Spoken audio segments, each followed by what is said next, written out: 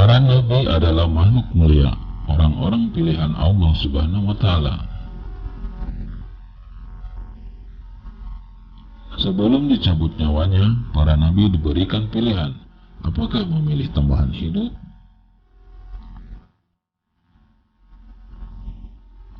atau segera berpulang ke rahmat Allah, sebagaimana dikisahkan pada Nabi Adam, Nabi Musa, dan Rasulullah Shallallahu Alaihi Wasallam. Terkait dengan Nabi Musa, ada kejadian unik sebelum beliau diberikan pilihan hari kematiannya.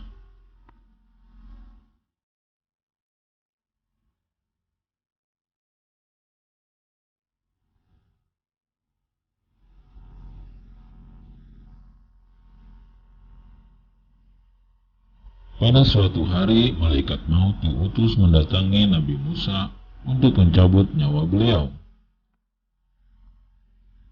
Saat itu Nabi Musa alaihissalam sedang menyendiri.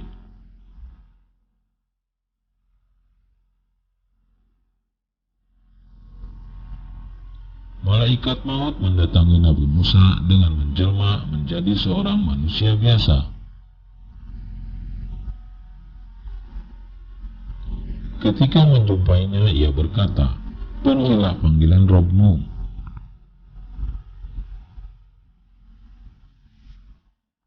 Merasa kaget dan terancam dengan kedatangan seseorang yang meminta nyawanya secara tiba-tiba,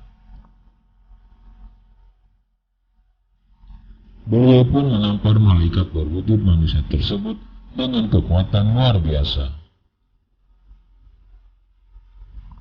hingga bola matanya terlepas dari rongganya.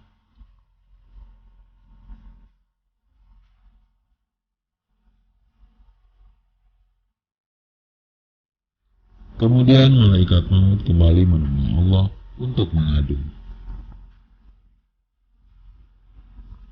"Ya Allah, Engkau mengutusku untuk menemui hamba-Mu yang tidak menghendaki kematian." Allah pun mengembalikan penglihatan malaikat maut itu dan mengutusnya kembali ke Nabi Musa. Allah lalu berfirman, "Kembalilah dan sampaikan padanya, apakah engkau terus menginginkan kehidupan?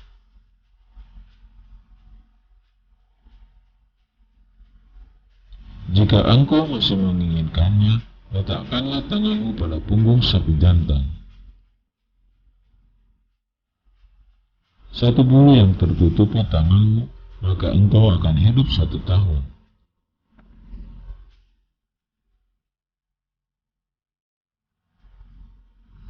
Kemudian ia pun kembali pada Nabi Musa yang kini telah mengenalinya sebagai malaikat maut. Lalu disampaikanlah firman Allah tadi. Nabi Musa lantas mempertanyakan apa yang akan terjadi jika menerima pilihan tersebut. Allah menjawab bahwa ia akan tetap meninggal. Lantas Nabi Musa alaihissalam memilih untuk dicabut nyawanya saat itu.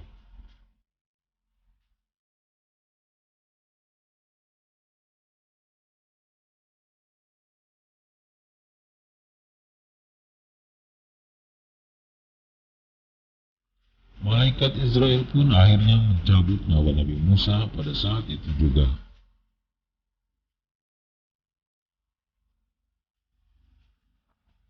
Terkait alasan mengapa Nabi Musa alaihissalam melakukan penamparan kepada malaikat maut,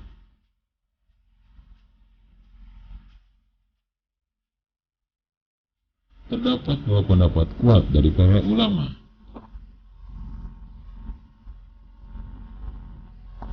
Pendapat pertama mengatakan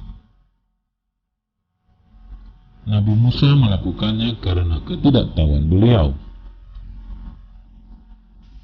bahwa yang tiba-tiba masuk ke rumahnya tanpa izin adalah malaikat maut.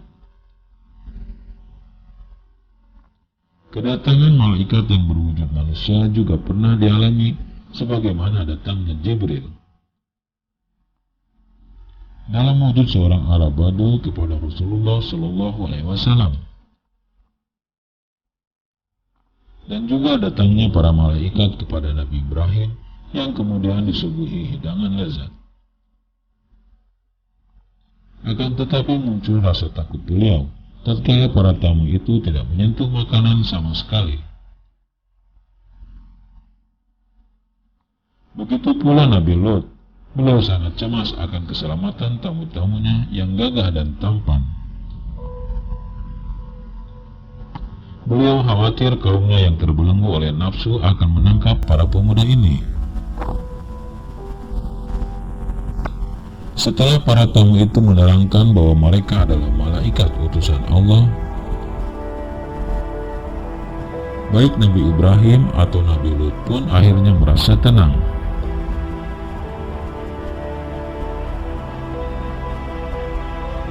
Pendapat kedua mengatakan hal tersebut terjadi karena malaikat Israel tidak memberi pilihan terlebih dahulu, sebagaimana yang biasa berlaku kepada para nabi sebelum dicabut nyawanya. Nabi Musa wafat di usia 120 tahun.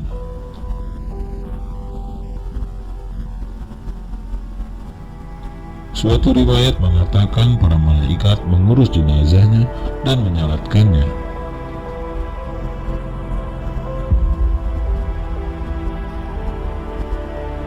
Menurut Ibnu Hajar Asqalani bahwa hikmah makam beliau tidak berada di dalam Baitul Maqdis adalah untuk menyamarkan letaknya sehingga tidak dijadikan berhala yang disembah dan dipuja selain Allah oleh orang-orang yang jahil di kalangan pengikut beliau.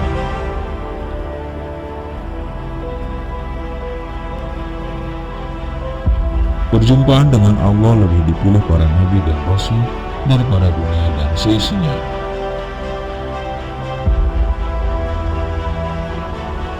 Lantas bagaimanakah apabila saat itu Nabi Musa menerima tawaran hidup lebih lama?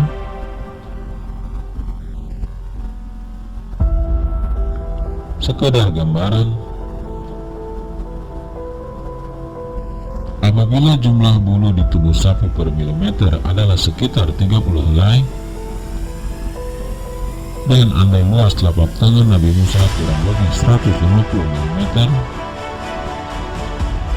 maka di bawah satu telapak tangan terdapat sekitar 4.500 helai bulu.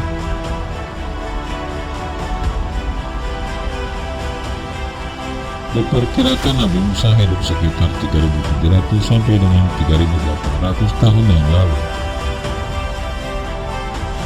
Artinya apabila Nabi Musa menerima tawaran tersebut, dengan seizin Allah beliau masih hidup hingga sekarang.